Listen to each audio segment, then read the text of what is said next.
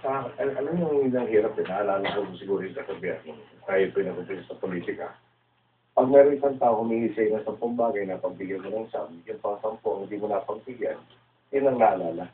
Marami naman yata achievement si Director Bertosa. Under administration, yung initially, what comes to mind. Look at yung extra-legal killings. Given the necessary support, no, within the first 3 weeks to include the commission of the crimes, that's solved in 3 of the 6. In spite of the fact that in one of those that were sold, there was an active non-cooperation tax adopted by the family of the victims. And then there are others that have been attended to the judgment. So I think he's competent enough to answer that. With regard to General Magtibay, I respect him for, number one, taking full responsibility as well, Commander, for the outcome of this incident. I directed General Versosa to accept his offer of leave. And we are the process of coming up with the names that will be submitted to the Mayor of Manila to choose from as found in the TNP law.